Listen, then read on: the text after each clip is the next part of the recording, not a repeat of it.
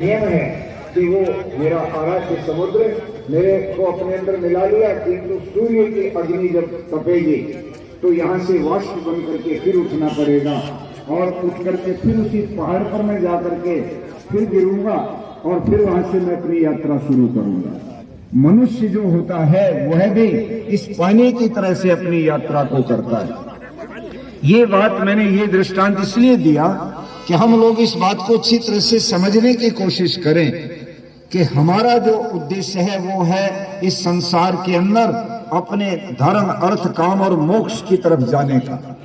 धर्म करते हुए, अर्थ उपार्जन करते हुए, अपनी कामनाएं जो अपनी ऐषणाएं इच्छाएं हैं उनको भी धर्म के अनुसार सात्विकता से पूरी करते हुए हम आगे बढ़ते चले जाएं और हम अपनी मुक्ति का जो उद्देश्य है उसको प्राप्त कर सकते हैं। इसलिए ये जो मंत्र है ये कहता सबसे पहली सीढ़ी है आप परोपकार का भाव रखें। मैं ये यज्ञ है, ये अगर इसका दूसरा नाम अगर आप ढूंढेंगे तो इसका दूसरा नाम है परोपकार। आपने इसमें आहुतियां डाली और वो आहुतियां सारी की सारी अग्नि के माध्यम से सूक्ष्म बन गई। अग्नि ने आपकी सामग्री को, अग्नि ने आपके घृत को, अग्नि ने आपकी सारे पदार्थों को जो इसमें डाले गए थे उन सबको सूक्ष्म बना दिया और सूक्ष्म बना करके वायु से निवेदन कर दिया अग्नि ने कि वायु देवता अब तुम इन सारी की सारी आहुतियों को आप लेकर के जाइए और चारों तरफ इसको बांट दीजिए। वो वायु अग्नि के द्वारा आपकी आहुतियों के सूक्ष्म जो अंश हैं, अणु में जिसको अग्नि ने बदल दिया था उनको लेकर के वायुमंडल में फैल गई। संजय नगर की दुकानों पर बैठे या आवासीय घरों में रहने वाले जो लोग हैं वो भले ही उनके घर में यज्ञ नहीं हुआ, किंतु आपके रामलीला मैदान के इस यज्ञ की सुगंधी और सारी बातें केवल सुनने लायक नहीं है कि हम इन बातों को सुने, ये सारी बातें करने की और जीवन में डालने के लिए है। यज्ञ हमारे जीवन में हो। स्वामी जी की बात अतुलनीय है, इनकी बातें सुनना और उन्हें अपने जीवन में डालना ये सौभाग्य है। सेवाराम त्यागी जी को प्रणाम करता हूं, नमन करता हूं। भाई साहब माया प्रकाश जी, उनकी उपस्थिति को प्रणाम करता हूं।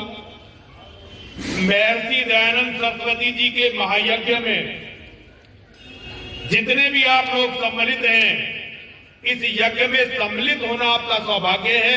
मैं आप सभी को प्रणाम करता हूं। मैं महर्षि दयानंद सरस्वती जी के जो अनुयायी हैं, उनके मानने वाले हैं, मैं सदैव ही उनको प्रणाम करता हूं, क्योंकि उन्होंने सत्य को अपने जीवन में स्थान दिया।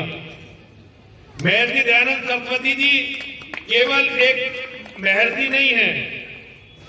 अगर हम लोगों से पूछा जाए तो हम तो उन्हें अवतार घोषित करें, अगर हमसे पूछा जाए, क्योंकि सत्य और न्याय के लिए इस युग में जितना संघर्ष उन्होंने किया, इतना संघर्ष करने वाला सन्यासी आपको दिखाई नहीं देगा। महर्षि दयानंद सरस्वती जी और स्वामी संतानंद जी, ये जो अतुलनीय हैं, इनके बराबर काम, इनके बराबर संघर्ष और सबसे बड़ी बात अपने धर्म, अपनी संस्कृति के लिए सर्वस्व समर्पित करना, अपने आप को मिटा देना। यदि आपको किसी से सीखना है तो महर्षि दयानंद सरस्वती जी से, स्वामी सदानंद जी से, और इनसे प्रेरणा लेकर जो हजारों लाखों क्रांतिकारी बने, जिन्होंने स्वतंत्रता संग्राम में अपनी आहुति दी, उनसे आपको सीखना चाहिए। एक बहुत बड़े आर्य समाजी हुए पंडित राम प्रसाद बिस्मिल, जिन्हें फांसी दी गई थी। जब उन्हें फांसी दी गई थी तो फांसी से पहले दिन उन्होंने एक कविता लिखी थी। उस कविता में उन्होंने लिखा था, यदि तुझे देश की चिंता है तो हिंदू जाति जगा बाबा। यदि तुझे देश की चिंता है तो हिंदू जाति जगा बाबा। इस ऊंच नीच का भेदभाव इसके दिल से तू मिटा बाबा। बस दया अहिंसा के फंदे हो गए हिजड़े ये पक्के, कुछ जगह जोश मर्दों वाला, ऐसी कोई बात बता बाबा। और 22 करोड़ हैं दुनिया में। जब बिस्मिल ये कविता लिख रहे थे तो हम 22 करोड़ थे दुनिया में। आज हम कहते हैं कि 100 करोड़ हो गए, लेकिन परिस्थिति बिल्कुल वैसी ही है। मैं इसे आज इस तरह से कहता हूं, 100 करोड़ है दुनिया में, मर रहे मौत कुत्तों जैसी। इस जग में रहा नहीं इनका कोई माई बाप सगा बाबा। यदि तुझे देश की चिंता है तो हिंदू जाति जगा बाबा, हिंदू जाति जगा बाबा। अच्छा ये बताइए, आप में से कितने लोग हैं जो महर्षि दयानंद सरस्वती जी को मानते हैं? वो लोग जरा हाथ खड़ा करें। अच्छा ये बताइए, आप में से कितनों के एक बेटा है? एक बेटा। आपको पता है महर्षि दयानंद सरस्वती जी ने क्या कहा? उन्होंने कहा कि एक बेटे के होने से तो बेटे का ना होना अच्छा है। हम हिंदुओं की सबसे बड़ी समस्या है, हम सबको मानते हैं लेकिन उनकी कोई नहीं मानता। हम हिंदुओं की सबसे बड़ी समस्या, मतलब हिंदू बाहर, मैं तो एक ही बात मानता हूं, तो मैं अंतर नहीं मानता, लेकिन हमारी सबसे बड़ी समस्या है हम दूसरों को जगाने के लिए निकलते हैं लेकिन खुद कोई नहीं जागता।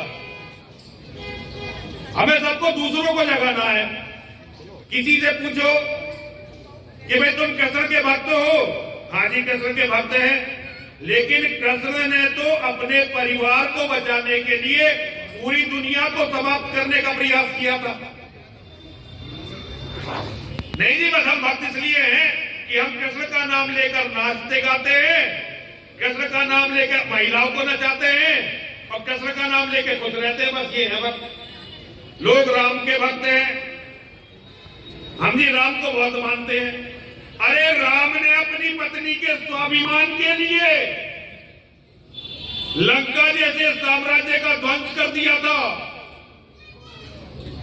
आज हमारी हर बेटी, हमारी हर माता, हमारी हर बहन जब बाजार में जाती है और जहां मुसलमानों के लोग अपने ठेले लगाते हैं, वहां वो कैसी कैसी बात करते हैं। कोई हिंदू है राम का मानने वाला जो अपने शस्त्र उठा ले? अजी हम तो परशुराम जी के हैं, परशुराम जी को मानते। अरे अपने परिवार के स्वाभिमान के लिए परशुराम जी ने सारी राजनीतिक व्यवस्था को ध्वस्त कर दिया था। हम तो जी आर्य समाज के दयानंद को मानते।